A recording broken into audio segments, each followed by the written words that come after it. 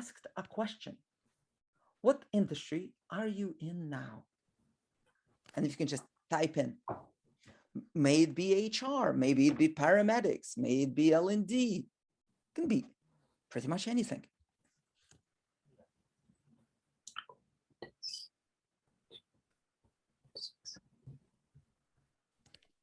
A few answers. Student, coaching, marketing, applied psychology. What, anybody like to unmute themselves and share with us what industries they're in right now?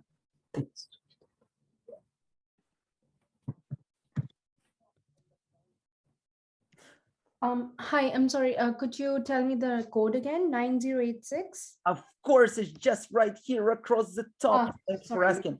90862374. Perfect, thanks. I'm just kind of curious. Aina, am I pronouncing the name correctly? That's correct, yes. Fabulous. What sort of industry are you in now?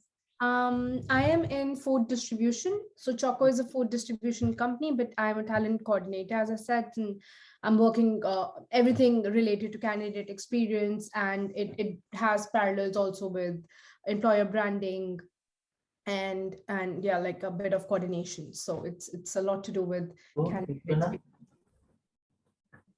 Absolutely. So there's a lot to do with talent and the overlap with it. Yes, a lot to do with talent acquisition and a lot to do with employer branding as well. And sometimes I'm also like at events, which are like recruitment fairs or something. So yes.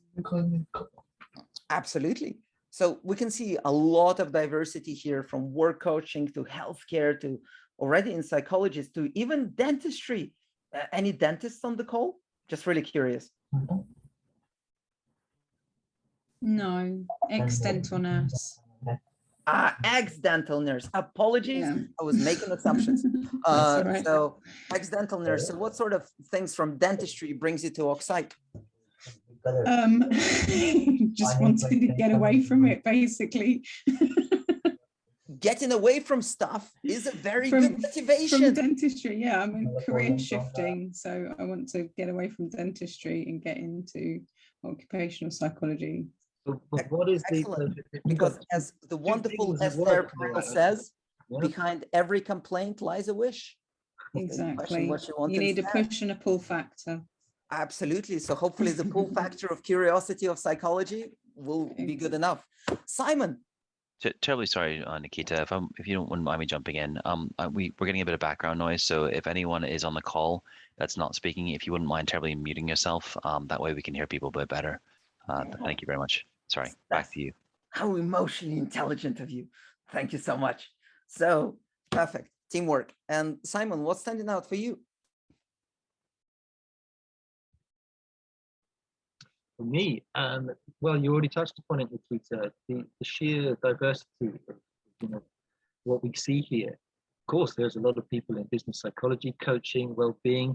That's not too unexpected, but dentistry, retail, data, branding, marketing, NHS, criminal justice, and I think this ties in very well with broad appeal of occupational psychology. How useful and I would say essential it can be across the entire world of work, which I think is one of the reasons why such an emerging growing discipline, why so many people are showing interest in it and giving up their evenings to talk about it. Exactly. And I think this is what's really important about our profession. And this is one of the reasons why we started this events. Because when we talk about psychology as a second career, we often miss the value of the experience that you carry across different industries. Because an MSc or a master's in occupational psychology often treats you as tabula rasa, not to get all lock and stuff. But the key things that don't necessarily acknowledge the richness of the experience you're bringing with you into the industry. And sometimes you might lose sight of that. So it's very important. We have events like this to accentuate and articulate the importance, the richness and the depth of experience of variety of industries, from NHS to dentistry to emergency hospital appointments, everything, employee branding, that we bring onto this call. Does that make sense? So Simon, are you happy for us to move on to the next slide? Let's have a look at the ratio. Righto. So now, where would be without a good poll before we start the day?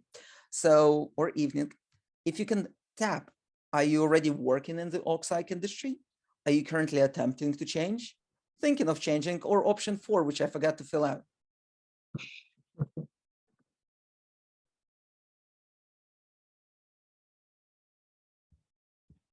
Are we going to get a standard distribution? Are we going to get a standard distribution? That's the question.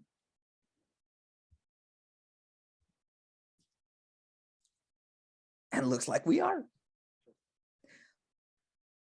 So it would be interesting to hear from one of you who's already working in the industry, if you wouldn't mind unmuting yourself.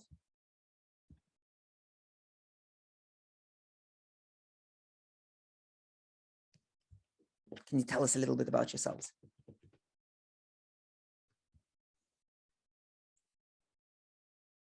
In no particular. Fine.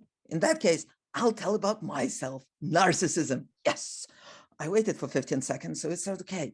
So my background is psychometrics, though I went into the industry straight from university.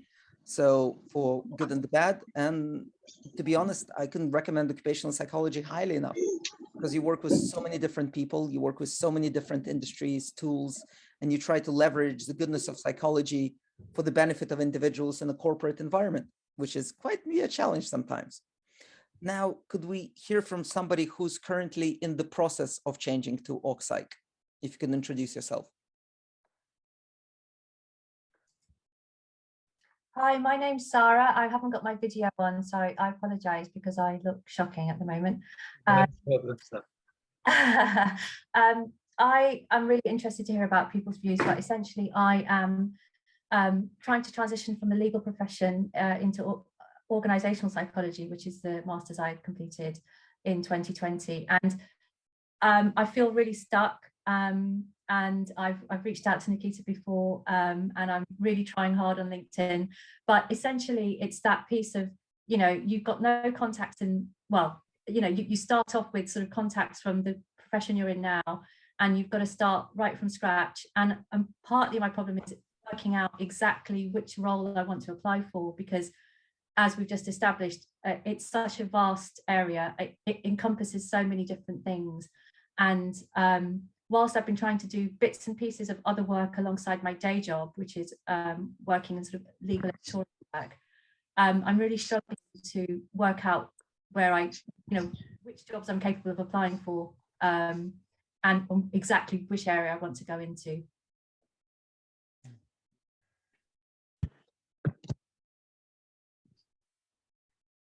It's great feedback, Sarah. Sarah or Sarah? Let me get that right. It's Sarah, but it's spelt Sarah, so sorry. No. Sounds right. Thank you so much for sharing that. It's something that I find quite familiar too, and I found agree with you that it can be overwhelming to understand how you can make an impact in what route, what avenue, really where to turn and which crossroads to take, which is one of the reasons why I co-put this together with Nikki to try and explore it. I don't have all the answers either, and I'm hoping that together we can try and get to some of those answers, or at least get onto different pathways. I suppose, for me, one of the driving forces would be, what is it that really interests you, and kind of pursue it from there, and find like-minded professionals who are in that particular area of expertise. Perhaps they can point in that direction further. Completely, Simon. Just over to Alan, who's been patiently raising his hand. Yeah, thanks very much. Yeah, I just wanted to add to this point, actually, to Sarah, I think it was. Yeah, so as I told people in the first breakout, my background is a civil engineer, so I'm 62 now. I spent 40 years in the construction industry. So am I in the organizational psychology industry? I don't know, actually, but yeah, I studied organizational psychology, and my first port of call was to apply that to the industry that I knew very well. So what I'd done was develop, if you like, a new knowledge base or skill set, but then apply that into an industry which after 40 years I knew pretty well, I was pretty expert on. So that was my first point of call. And what I find myself doing now, say sort of 4 or 5 years after doing that, first of all, was now moving into different industries. So, I'm looking at working in a contract which is nothing to do with civil engineering. Yeah, so it's kind of like that 4-box matrix you might have seen, sort of new skills applied to existing market. If your existing market is the legal profession, then maybe taking on board OP skills, you can apply that to the legal profession first of all. It's just an idea or an observation. I completely agree with you, Alan. It's how you can use the background and the connections you already had. And legal sector pays really well, and they pay on time, unlike some other sectors. So there's a big benefit to actually approaching legal sector as the first port of call, as far as coaching, development, consulting, team builds, all of that stuff, all that goodness that Oxide can bring, but in the context you already know so well. Yeah, that's really helpful. Thank you. Plus, there's enough workaholics, dysfunctional personalities in legal sector as well as any others. So there's always work. So I was just about to say that it's definitely an area where OrgPsych has a lot to contribute. Exactly. And because you come from this sector, you can see the opportunities of contribution. Yeah. Which is not to be taken for granted. And talking about opportunities for contribution, Simon, should we kick off with our speakers? Let's. Absolutely. So we've got some great speakers here like to talk to us. And stay tuned, by the way, for the next session. I've got some amazing speakers there. Join us tonight. So wonderful. We can start off with a little fire. With a rather marvellous chap called Dr. Adam Jones, if I may introduce him. Dr. Adam Jones, tell us a little bit about yourself, what you're doing now, and then we can zoom back to the past and tell us all about your journey, things you learned along the way, what you might do differently now if you with that beautiful hindsight of 2020. And yeah, guys, if you think of any questions, pop them in the chat. And then at the end, once Adam's finished talking, you can address those. But if they pop into your mind, pop them in the chat. We can do it as we go along. Are you there, Adam? Okay, thank you. Yeah. So think of myself as being at the start of my second career. I'm studying an MSc in occupational psychology at Northumbria University. And it's only really recently that I've started to think of myself as a psychologist. I also work at Northumbria University in HR. I'm a diversity and inclusion advisor. A couple of years in post. One time there was a perception that EDI was about not offending people, or that quaint 90s phrase, political correctness gone mad, but it's squarely in the occupational psychology territory. Some of the work I do at the moment, culture change, working with charters with specific measurable outcomes and action plans, people data and analytics, evaluating recruitment and selection for adverse impact, pay gap analysis, and there's some overlap with well-being as well. Thinking about it, maybe occupational psychology is actually my third career rather than my second. Like many people, I left school without a clear idea of what I wanted to do. Unlike most people, it took me about 20 years to work it out. I don't know if anyone else shares this experience, but when I was at school, there was this computer program that I think somebody came in from like an agency and did this computer program with us, where it asked you a series of questions about, like, do you like water? Do you like working at heights? And if you selected working at heights, then it would, say, why didn't you consider being a steeplejack? Because of course, that's the only characteristic you require to be a steeplejack is like in working at heights. I didn't really know what I wanted to do when I left school. I was pretty comfortable in an academic environment though. I studied history. Somebody just put in the chat, mine was always a dog groomer. Yeah, it wasn't a great program in terms of kind of accurate predictions or useful predictions. I studied history at undergraduate level in Durham University.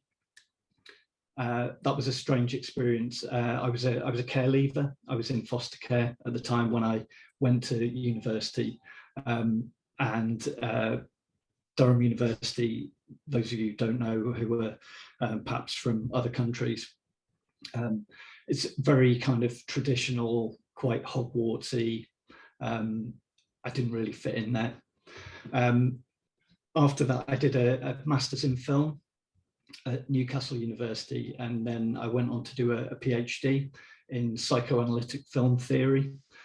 So I was studying the uncanny, things like dolls coming to life, and themes of the doppelgangers. There was a lot of Freud and Lacan and Zizek. And I think sometimes people assume that an academic career will follow on naturally from a PhD.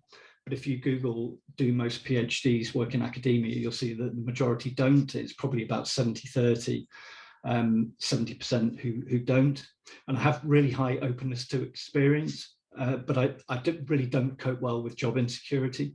And many PhDs who do go into academia, they'll start out working fixed-term contracts linked to specific pots of research funding.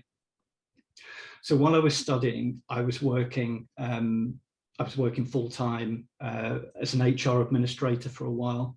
I worked in user experience design and career development for researchers, and then organisational development. And all of these jobs involved in different ways evidence-based approaches to understanding human behaviour in the workplace. And I valued that aspect of them at the time, but I never made that connection with occupational psychology.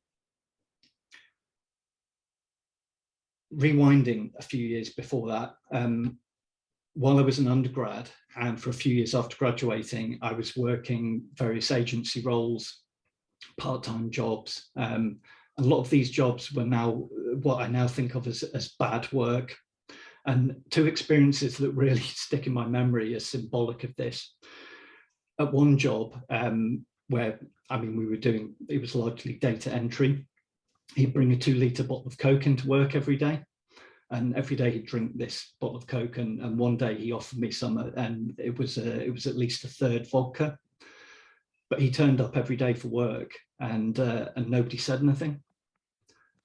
And the second memory is being in a Wetherspoons in Newcastle on a Friday night. And again, for people who don't get the cultural reference, Wetherspoons are these big pubs in the UK, where they're always full on a Friday night, and this one was a particularly big one with multiple floors. And on this floor, there were easily 300 people waiting for a drink, and there was one member of staff behind the bar, and he was very obviously overwhelmed. And I have this mental image of the look on his face, and it's stayed with me ever since, and that must be like 20 years ago.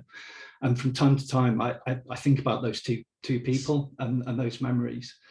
And it taught me what I hated about work that causes harm, work that no one values, work that's futile, work that's inefficient, work that's dehumanizing. And a big part of why occupational psychology is a passion for me is because work can be so much more. Work can be illuminating and passionate and productive and rewarding and transformative. And the moment when I really got it in terms of my career identity was I was working at Newcastle University at the time in organisational development, and somebody called Dr. Maxine Craig was invited to speak to the team about her work in organisational development, and she's done a lot of organisational development work with the NHS. And for the first time in my career, I had that this is it moment where it kind of came together. And there was someone who I identified with and who was approachable and that I could talk to and who was doing work that I wanted to do. And it was really transformative for me. I recently messaged her on LinkedIn to thank her. But since then, especially since starting the MSc, since I've had this kind of idea of career identity, I've had many similar realization moments. So thinking about second career, maybe if you're like me, you're already doing occupational psychology, but you were crafting it into other roles. So maybe second career is partly about the how and why of choosing to define yourself as a psychologist. And really, you know, occupational psychology knowledge is valuable in any role that involves work, people, and or an organization. And that's pretty much everything. It's so adaptable. You know, people knowledge, organizational knowledge, quantitative and qualitative research. You can apply it in selection and recruitment, learning and development, training, well-being and inclusion, people data and analytics, change management, leadership development. And one of the best things about having an identity as a psychologist is the supportive and generous community.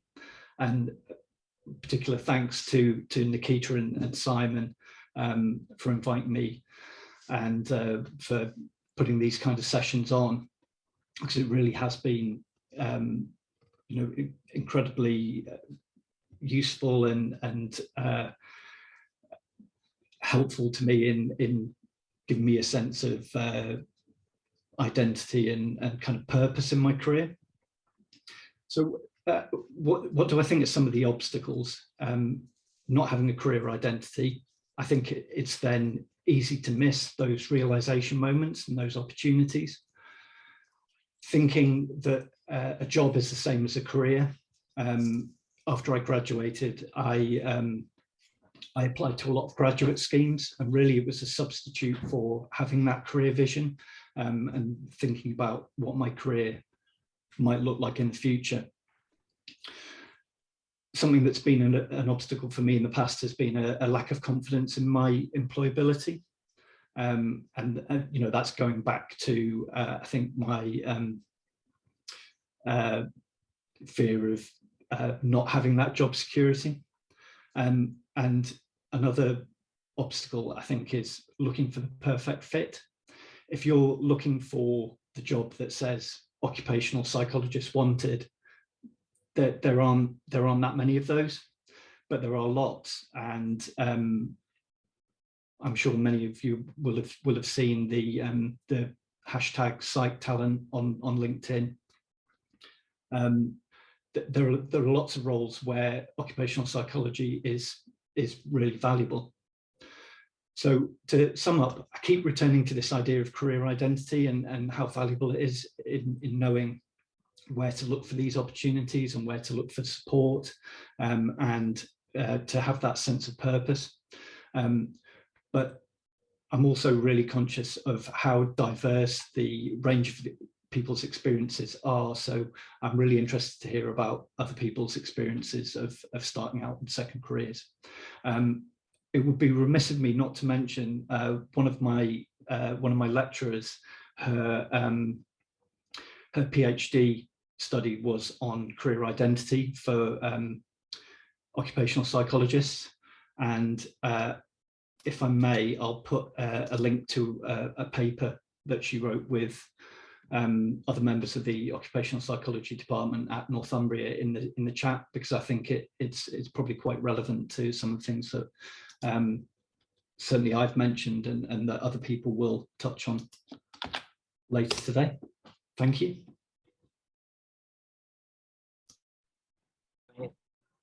Thank you so much, Adam. It's wonderful to hear about not just your journey, but also your psychological journey as you made your way through your career. Wonderful to hear about the film background, you know, and how we end up getting to different places. guys, let me open the floor up a little bit whilst we still have Adam here in our screens. What questions have you got relating to his own personal experiences, or just burning ones in your mind, like what should I eat for dinner? Anything you like. Keep it to psychology if you can. Just not a question, but completely self-promotion. Thank you for mentioning Psych Talent, Adam. And we also have a newsletter which comes out every week. Sorry, there's been a couple of weeks hiatus, but other stuff takes priority. It goes out every week with job ads, but as far as job identity, we're constantly almost sabotaged. If you tell people, you know, I'm an occupational psychologist, there is replies, is that like an occupational therapist? You know, what exactly do you do? Even when you try to identify, people question you. And the key thing is that it evolves. Like I qualify as a psychonaut to begin with, explorer of the psyche, then went to chief neuroticism officer. And now I'm pretty comfortable with being a psychometrician. So it evolves as you do. And sometimes allowing it to evolve can be really interesting as far as the value you bring to people. So thank you so much for mentioning that. So Liz Mulhall Brewer, am I pronouncing the name correctly? Liz? Could you loosely? Loosely. All right. Well, you know, I'm having a beer in my hand. I have an excuse. So Liz, can you tell us a little bit more about your question? Yeah, absolutely. So I worked in recruitment for 10 years. And so I'm very much, it's the core of who I am. And it's really hard to lose that label, that mentality. And I just wondered any tips on, I don't feel comfortable saying I'm not yet because I haven't finished, but yeah, just any tips on that sort of mental transition or internal transition from something you've done for so long. I don't feel confident. I feel confident calling myself a recruiter because I did it for so long. And so, yeah, just any tips really on that.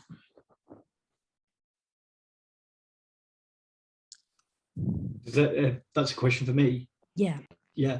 I suppose there are a couple of things that come to mind. One thing that was useful for me was to look back over my career history and look for common threads that perhaps I hadn't acknowledged explicitly. I suppose if your background is squarely in one particular area, that might not be quite as applicable. But in the I'm going back to another paper that Vicky Elsey wrote. Well, it's actually her PhD thesis. She breaks down different forms of career identity for people who then went on to work in occupational psychology. And she's kind of created like a typology. So for some people, it's important to like one of the archetypes is the learner. So somebody who feels that they need to have a particular qualification or a particular theoretical basis before they start to identify as a psychologist. But for other people, that comes through practice or work experience, or perhaps just a particular interest in working in a different area. So I don't know if that's any help, but I think it's difficult because it's a very personal thing. Yeah, no, that is really helpful. I will have a look. I am a forever learner. I'm always trying to get more qualifications. And I don't know if that's just a confidence I'm trying to use. Yeah, there's some issue there of confidence, but no, that's really helpful. Thank you. Also maybe high conscientiousness as well. Just saying. Excellent. So, yeah, my main advice, if you have high conscientiousness, allow yourself time to play. Yeah, I've got my hand raised on this one. Go for it, Alan. Again, actually, because I find it a really interesting area, this whole question of identity transition. Actually, I'm really pleased you read it, Adam, because it was one of the papers that I read that really gelled with me. I forget the name of the authors, but it's about the career transitions of wounded veteran soldiers. I think they were Vietnam veterans, so Vietnam Marines, I think, and how they transitioned into another life and how they had defined themselves as Marines, big tough Marines, and then, in another life, maybe they've got no legs or whatever else it is, a different person. How the people who successfully transitioned into a new work life and new family life had actually successfully renegotiated their identity. So they've managed to let go of being a Marine. They've managed to actually adopt the identity of something else, be it a supporter of their own family, or be it a software developer or whatever it is. And you know, I had trouble letting go of my identity. I think, you know, even when I hadn't done any engineering, so to speak, since the early 90s, but I always called myself an engineer, and it was who I was surrounded by. You know, I never called myself a strategy director or anything like that. That wasn't my identity. It was easier to call myself an engineer. And even now, I really find this this transition quite difficult. So it's not an easy call, and I think, as you indicate, it's different for each individual, depending on where they've been and where they're going to. Yeah, so it's a very interesting topic. Yeah. I also find that there are two sides to it as well, because one part of me wants to present myself in the way that I want to be seen in the industry that I want to go into. But at the same time, I currently have a job, and I have great concerns that my employers will see my LinkedIn profile if I completely angle it in a different direction and say, "Hey, Simon, what's happening here?" So, you know, that's one of the reasons why I didn't post on my LinkedIn about this event, because I've recently been offered a new job. I was recently made redundant by one, so I have to pay the bills, much like everybody else. So I've been offered a new job, but I'm concerned about posting things about you know, this avenue that my new employers might look at, especially during their probationary period. I think these are very real world concerns, as much as an identity concern as well. Before we head on to our final speaker set in this magnificent library, I did just want to open up the floor a little bit. I usually probably choose to do this at the end, but I have someone in mind, and I know that she needs to pick up her kids from Brownies and Cubs before too long. So I was hoping that Nisa, if you're there, you might say hi. We've been chatting. Hello.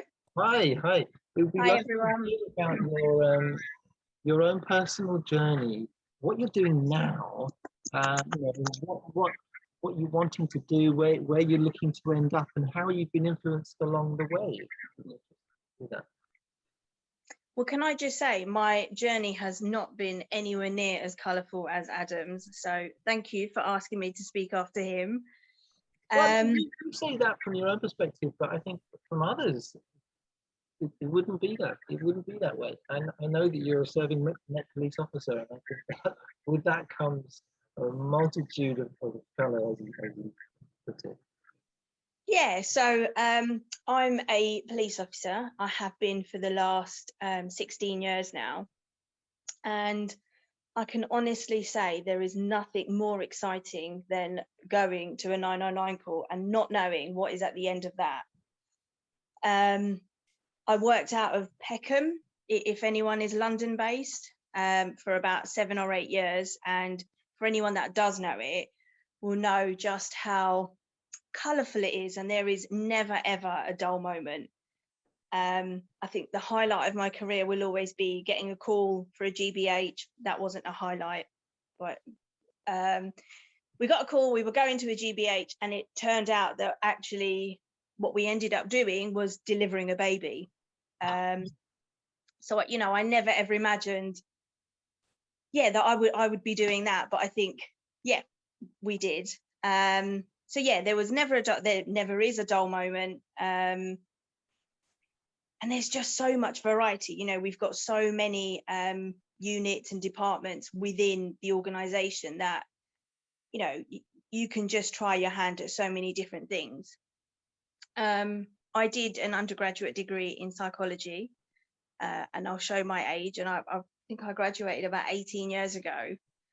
And September 2021, I was like, right, I really need to go back to what I'm passionate about, which is psychology. So I started my MSc in organisational psychology at Birkbeck.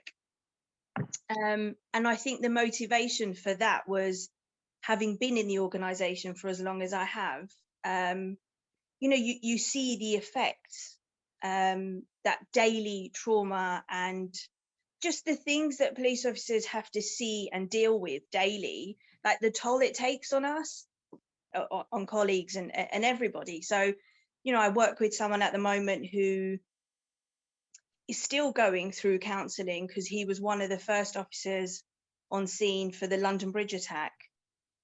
And, you know, this is 2-3 years on, but he's having to do that privately because the job doesn't offer it. You know, you speak to people that work in child protection and actually only it's if you want to, it's not mandatory, but, you know, you can have a counselling session or see a psychologist if you want to once a year. And I just think that is not okay. That's not enough. You know, so for me, it was police officers' well-being. That was the motivation for me to do the course. And actually only yesterday, so my husband's in the job as well, and he was working at a protest, and of course it is the week, you know, it's a year on from Sarah Everard, and I would hope that no police officer would ever agree with what he did, but, you know, it was a police officer who did it, and so for a good 10-12 hours yesterday, all my husband heard was, I hope your daughter dies. I hope your daughter gets raped. And I just think, in what world is it okay to speak to another person like that? And then the effect that has on him and his well-being. So yeah, that's my journey, and that was my motivation for doing the masters. And I hope that at the end of it, I can do something to just try and make the lives of colleagues that little bit better. Yeah, and just try and find a way, yeah, to make a difference. Incredible story. Thank you so much for sharing that with us. What so you want to angle in towards the services with the psychology in order to? Yeah, I'd love to stay working within the police service if I can. Yeah, and just the well-being side of police officers. Right. So just on that point, thank you for sharing. And it's wonderful to hear that your partner has your support, even with such ridiculous replies from the public. It's just, there's a major OCSIC function within police. You have the College of Policing, and you have pretty much every police force has their own OCSIC department. Yes. So just drop me a line, and if you need any introductions, I'll immediately introduce you to quite a few members of because it's the beauty how you can combine your previous experience to see the opportunities of what OCSIC can offer. Because I feel if people go to OCSIC straight away, one of the failures of what they have to notice is they apply OCSIC to everything. And sometimes a good theory can get in the way of performance, can get away of well-being, because they don't have a realization of a rationality of context. And you have the appreciation of the context of the police and what they go through. Just what sadly, and it's very saddened me to hear what your husband went through. But you understand this on a deep, visceral level that a consultant fresh out of uni won't necessarily understand. Yeah. Thanks again, Lisa, for sharing. Really appreciate that. Great to have you on the call. Before we move on to Seth, there's a quick question I can see in the chat that just asks how the best way is to keep abreast of the latest measures and trends companies are adopting and what represents hard work for psychology science. Angled here towards those working in the profession, what's your chosen form of information?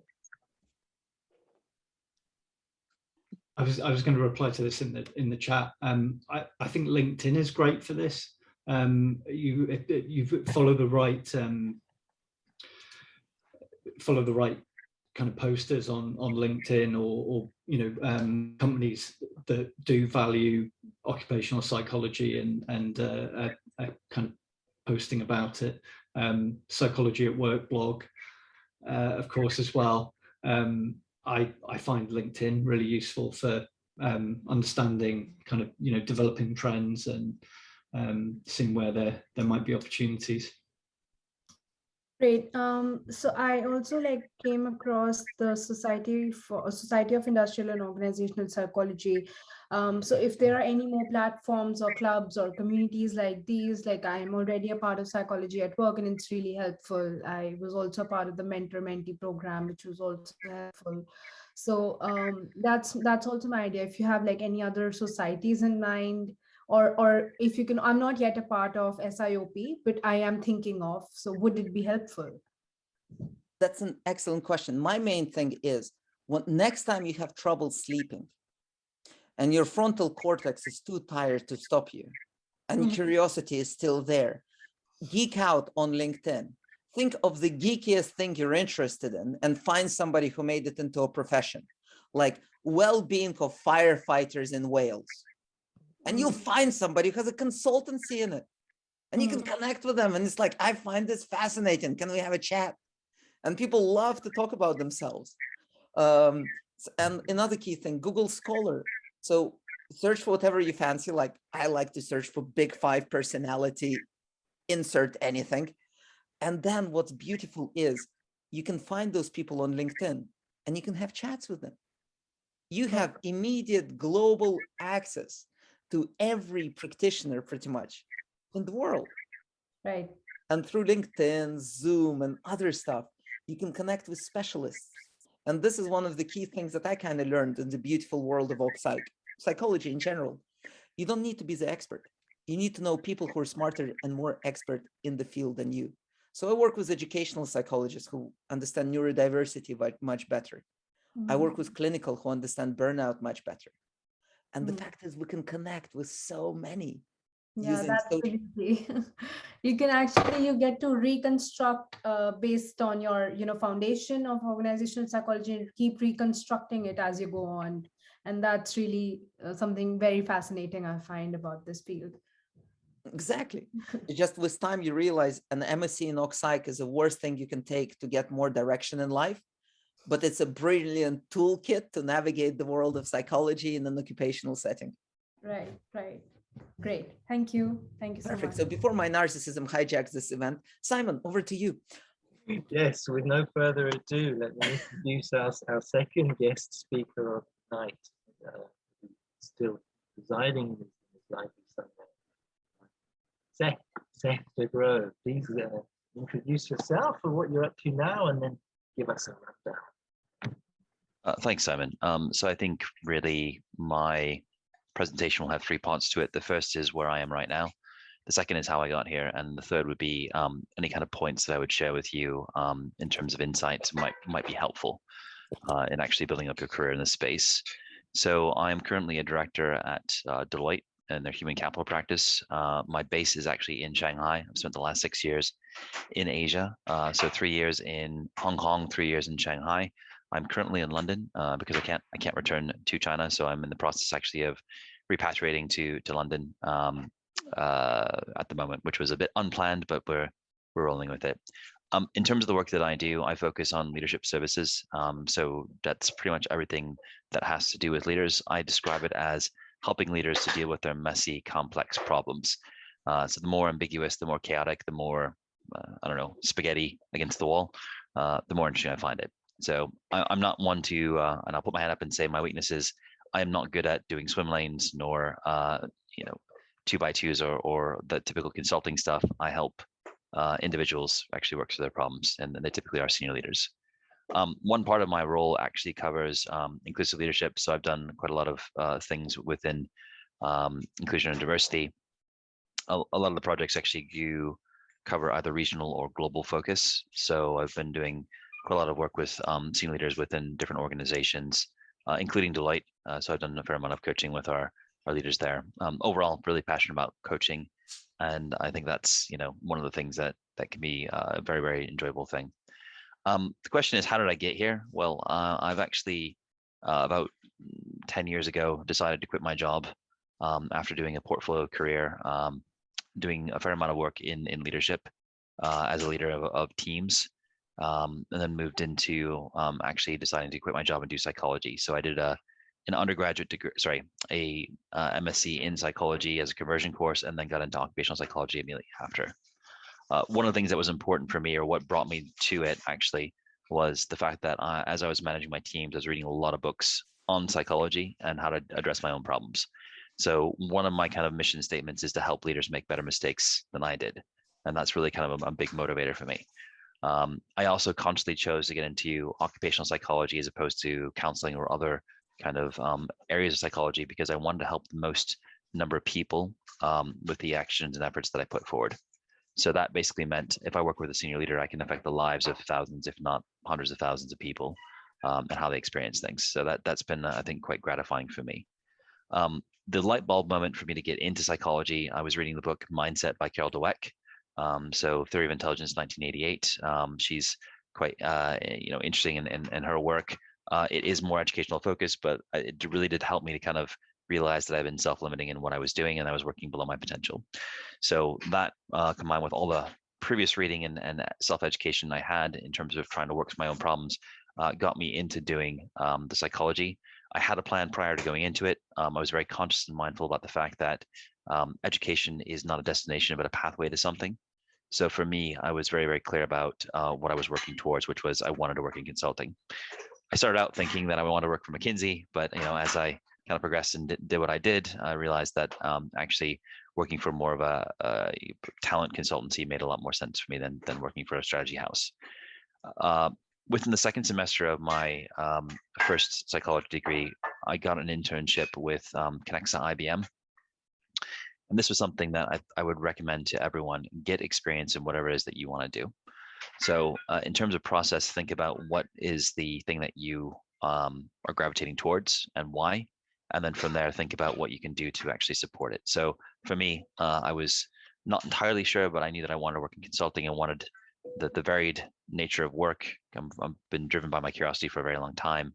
And so for me, going and working for them was something that, gave me an opportunity to get exposure to different things.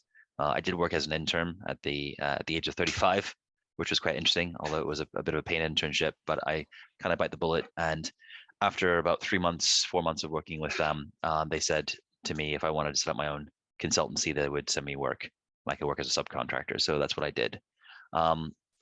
Flash forward, I had completed my my first psychology master's and then my MSc in occupational psychology. I did that at night whilst I was studying at Birkbeck. I worked during the day, again, building upon my experience and broadening out.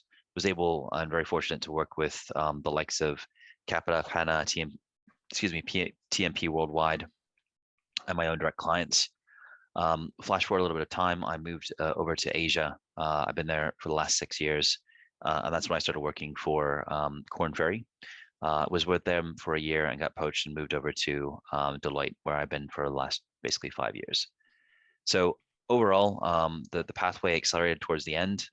Like many of you, I wasn't really sure what I wanted to do. I had a massive portfolio career, from everything from being a chef to being a bar manager to being a handyman. I mean, I pretty much did it all.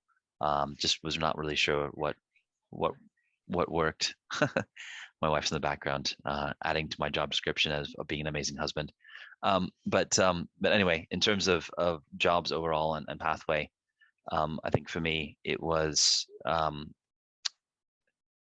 quite interesting, but always grounded in the fact that I wanted to help people, and so that was kind of my guiding light.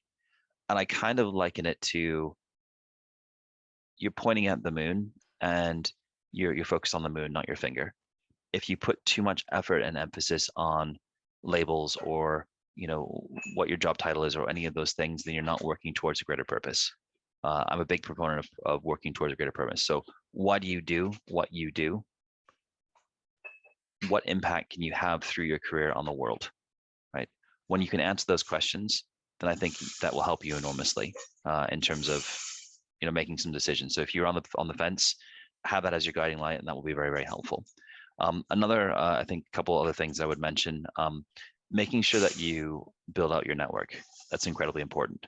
I went to Hong Kong knowing nobody, right? I literally had a few people that I had met when I was in London that lived in Hong Kong, but it was a handful of people. but I had an introduction from someone in my network in London, and I basically got plugged into the network in Hong Kong, like for the first week I was there. I met with the chap. I was supposed to have a 30-minute coffee with him. I ended up speaking with him for 2 hours and ended up unintentionally coaching him. And that led to me actually getting a referral and getting a job within the first 6 weeks I was on the ground. So I think, if anything, thinking about your network is very, very important. Thinking about why you're doing what you're doing is probably the starting point. If you're currently in a role right now, craft your job to help get you closer to what you want to do. So once you've established your purpose, if you are currently working, do everything you can. So if you're working in a legal profession and you want to do something that's a bit more broad, get involved in a talent initiative, right? Do whatever you can to, do a short-term project or whatever. Because when you're looking for a job, when you want to actually start off in this career and make a change, people care about what you can do. Can you facilitate? Can you coach? Can you interpret data? Can you do research, right? All of these things are what your employers are looking for if you want to go into business psychology. And so the more that you can actually bring that to the surface and have some experience that's proof of concept, the more likely you're actually going to be able to get some employment in that space. Let's see, what else have I got written down here? I've got a few other points. I've mentioned network, purpose. Here we go. So know your audience. So if you're figuring out what it is that you want to do, know who you're servicing, right? So is it an internal client from an in-house role, or are you going to be a consultant and working with some demographic? So what does that mean? It means read the things that they read, right?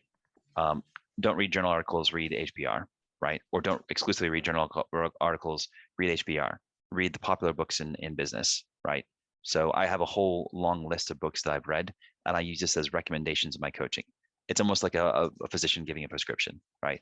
So it's always something that's in my back pocket, but it's incredibly useful. I find it interesting because I'm driven by curiosity anyway. So for me, it's just another tool in my toolkit. The other thing that I would, mention is that basically, I cover that as well. So employers want to see what you can do. So I mentioned that point. But I think that these things are absolutely critical. Network, know what you want to do, network like crazy, know your audience that you're trying to engage with, and then basically just be really clear about the skills that you can bring to the table that would fulfill what's being required in a future role. Okay. I tend to be a bit laconic in my presentation, so if you do have any questions, I'd much rather have a conversation than present, because it's just not my comfortable space. I'm much more of an introvert. That's why I'm a coach. So I'm going to leave it open up to the floor to people. And if there are comments that are in the scroll, please just let me know. If I missed it, you can type it again, because there's quite a lot flowing here. Thank you so much, Seth. I think I can speak for many people, particularly considering what's coming in through the chat, is how practically useful your feedback is. Absolutely. Fantastic. Taking to that, growing that network, joining in events as well. Definitely follow as many of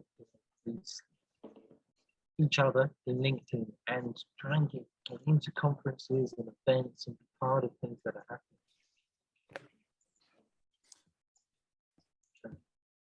And just to build on that, Simon, I absolutely love the point, Seth, about reading popular psychology books, because you might not necessarily agree with it, but people do. And that's what kind of keeps you current of what's kind of hip right now.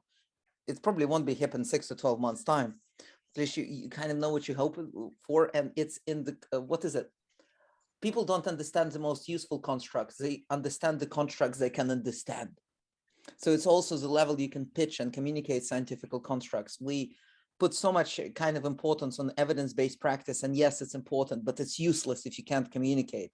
Throughout the popular psychology books, you can glean so much useful info of how to make stuff palatable. You can still have evidence-based, but you need to make it palatable, otherwise it won't land. Yeah, I just to magnify that, Nikita, I mean, this goes back to my point about knowing your audience. So who are you working with? Who do you want to work with? How do they think? What's important to them, right? Your center of gravity needs to be on them, not yourself. right? Exactly. It's like one of the best consulting advice I ever got was from a colleague who went in and I was a bit like anxious. And he was like, if a client feels heard, it's 50% of work done. Yeah, absolutely. So just to feel listened, feel communicated, and I just can't resist it, Seth, sorry. But I always say an introvert is an extrovert with good taste. Thanks. I wouldn't disagree. How about that? I mean, and I think a key point that I want to draw out here. I mean, we can tend to go down a route that can be a little bit academic or technical. Being able to explain things in a common language is incredibly important. So I describe culture to my leaders as a collection of leadership shadows that come together and set the tone for what's acceptable in the organization, right? It's not about a mission statement on the wall. It's about the behaviors and the role modeling and all the things that signal to people in the organization from the senior leadership, how things are done around here, right? And the middle managers and all that stuff, right? So it's being able to take a concept that, we know that the research has been done, we know that the work has been done and all of that.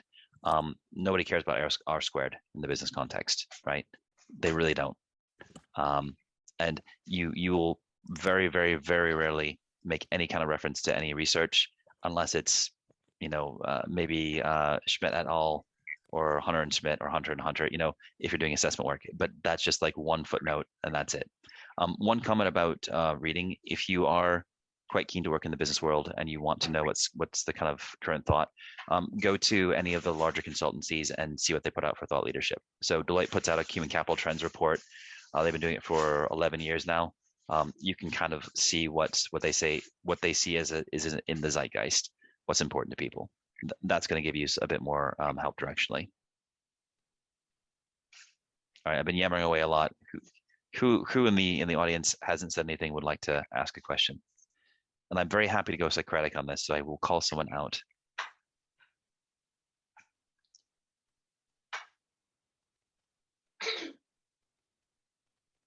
All right, I'm warning you. I'm going to do it. Do it. I'm going to follow through. All right. How about we ask Eloise? Are you still on the line? Any thoughts or questions?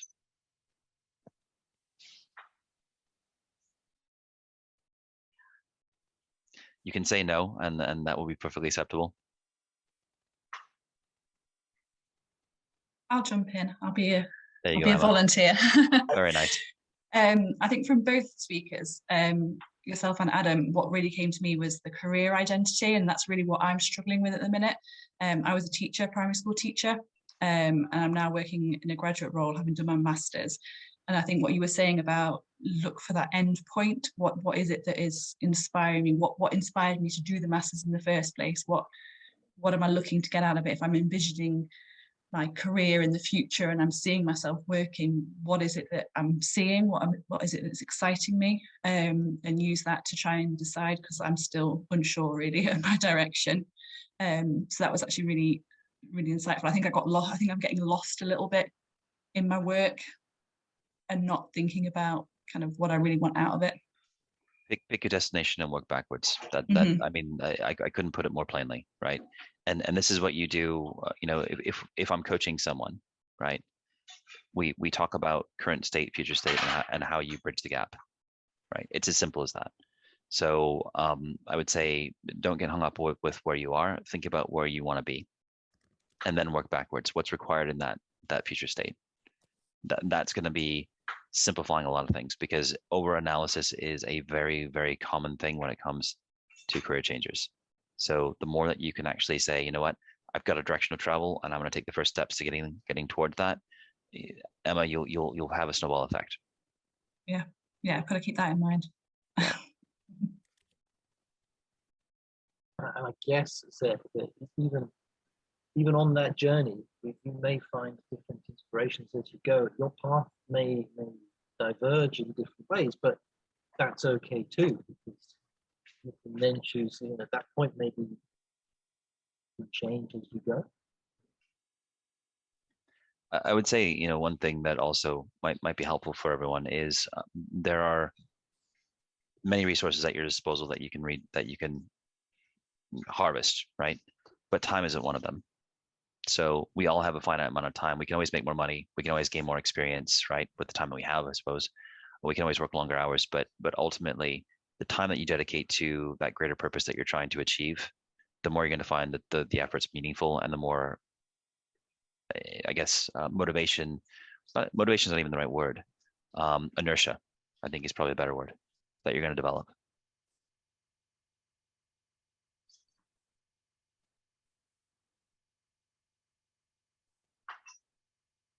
Sarah, you have your hand up.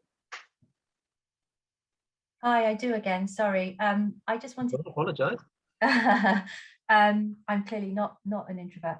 I just wanted to say that I found that really helpful, Seth, the kind of the final points you made around purpose, building up your network and crafting your job. I started off in my current role, having completed my master's, thinking I'm going to craft a role for myself. I work for a huge global organization. I can definitely make a move across, and I've not managed to do that because largely due to a global pandemic, meaning that resources are tight, and I people I was having conversations with turned into, sorry, there's budget freezes, etc. But also partly I've learned I've sort of accepted the fact that actually this is not the place I want to be. The culture is not the place, it doesn't suit my values. It's not aligned with what the purpose is that I chose to choose careers and to change careers rather. And I think allowing yourself that time, I was in a real rush to make that first move, and I've not been able to do that as yet. But what I have done is done little things like the project, short-term projects. We sort of have gigs in our company where you can do a short-term gig, and I've worked on, like I said, career development and diversity and inclusion work, and I'm building experience for myself outside of the legal experience I've got. But it's not quick and it's not necessarily easy. And I'm slightly worried, like Emma is saying, that I'm now building experience in areas that maybe I don't want to necessarily work in the future. Maybe I don't want to work in D&I, maybe I don't want to work in career development, but actually I'm still building my skill set and I'm still building experience. So it's useful to just hear people say they're also unsure, but they're doing a job now that they think maybe is not the end point for them. And the one thing I've learned is that it's all right to give yourself time to work out where you want to go. Yeah, it's I guess one comment about that is it's better to try things and decide that you don't like it, but that's never going to be a waste of time, right? Because invariably you're learning through that process. And your work that you've done in D&I, maybe you've done some work doing workshops, maybe you've done some work creating, a talent strategy, or some whatever it might be, doing some research internally. Any of these things that you do outside of an academic context, where it's actually vocational, where it's actually within a job, these are all things that you can talk about that you've done, and that right there is your pathway to, maybe moving into a different job. Yeah, totally. I mean, it helps to build your CV out, doesn't it? And that's the starting point when you're transitioning, I think, is building out the CV with new skill set and new experiences. Yeah, and just be clear, I mean, like the CV is the CV, like education, is a tool to get you where you want to be, right? Think about what you can actually do, because if I'm an employer looking at candidates, if you have an interesting background, cool. If I know that you can do certain things, then that's what I care about, right? And that's what I'll direct my energy and attention to bringing you on board or not, right? So put yourself in the shoes of the person, the organization that you want to join, and then work backwards. What's important to them, right? This everything I'm talking about right now is empathy, right? Be empathetic to the people that you want to work for. Don't think about what you want necessarily, but think about how what you want and what they need align. Yeah, great advice. Thank you.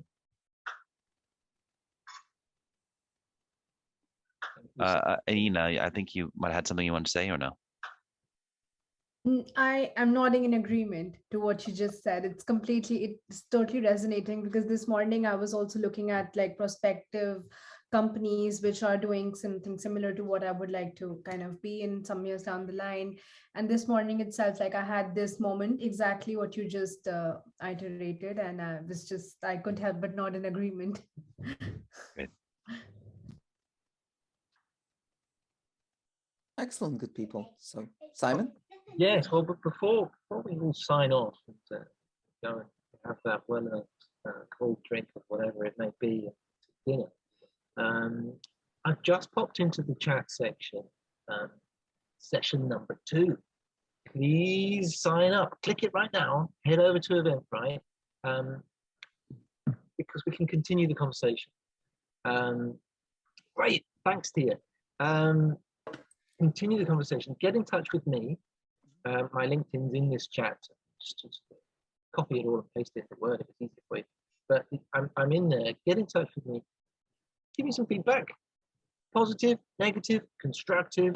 Tell me what you find interesting, what you'd like to hear more about, what you think is practical and maybe more useful for you going forward. As I said, we can refine and make this a practically useful session. That really is the aim, to help those who are seeking help and to try and advise, any of all of us in the direction that we may want to go. I hope that this evening has opened maybe the thought processes within your minds, your eyes, the way you see some things, and perhaps the direction that you may take going forward. Who knows?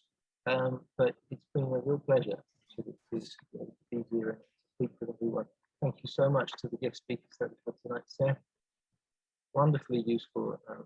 Great to have you. Thank you so much for joining. Adam, likewise. Nikita. You've been an excellent host, Simon. Thank you. Absolutely. Thank you, Simon. And just before we finish, Irina, are you there? Yes, sorry, I was there every time, but sometimes I have a disconnection with an internet. Sorry. Okay, Irina, could you just tell us a little bit about yourself? Yeah, of course. My name is Irina. I'm from Ukraine. I left my country with connected with this horror, that it's situated in Ukraine. And since maybe 1 week ago, I left Ukraine and moved to Germany. And I have experienced 17 years in HR. And during 7 years, I was as head of HR department in Dreve Group. In Germany, maybe Bila Ukraine, this is chain of supermarkets. And of course, I open now to work and I find I'm looking for our profession. Yes, so every sphere in HR, recruiting, leading development, performance, and so on. If maybe you have some positions in your companies, or maybe your colleagues or your friends have vacancies, I will be happy to find some in Germany because I want to stay here. Well, yeah, it is horrendous what is happening, but glad you have a roof over your head and you're safe in Germany. And by the way, Irina, would you mind popping your LinkedIn into the chat? Yeah, I sent in chat my LinkedIn, Irina Marinina. I also add Simon already, so you can find me. Thank you. Excellent. So if you have any colleagues in Germany or anybody who might know something, if you can send it over to Irina, that'd be very much appreciated. This, Irina, thank you so much. You're working in Berlin. Let's make this happen. Yes, I'm working in Berlin. I'm also like a talent coordinator. I can definitely circulate your profile in my network, and don't worry, we'll find you something. Thank you very much. Good stuff. 1 second, Aina, talent coordinator, and Irina, let me connect you on the wonders of LinkedIn. Yes.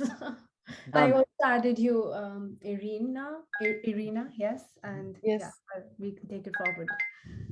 Excellent. And if there's anybody else or something that comes across, send it Irina's way, and hopefully you'll settle in Germany all right and your family is safe, Irina. Thank you very much. It's very important for me to get this help. So, of course, if I can get something for you, I will get. Thank you very much. And this event is very interesting for me. Very happy to hear that, Irina. And over to you, Simon. Are you going to wrap up? Is there going to be like a little bit of networking afterwards, or we're just ending the call? What's going to happen? Yeah, no, I think let's call it a night here, shall we? It's 7:30. I think tummies are probably rumbling. Hit us all up on LinkedIn. Let's get together. we can make things happen, I think. Thank you once again. And thank you so much, Simon, for organizing and running it. So hopefully see you at the next one. If any of you are in London, we have a next event on Wednesday. We're getting SciPubs back in session. So we're going to have an in-person event. And for anything else, we have the next one with Simon running it for the second careers event.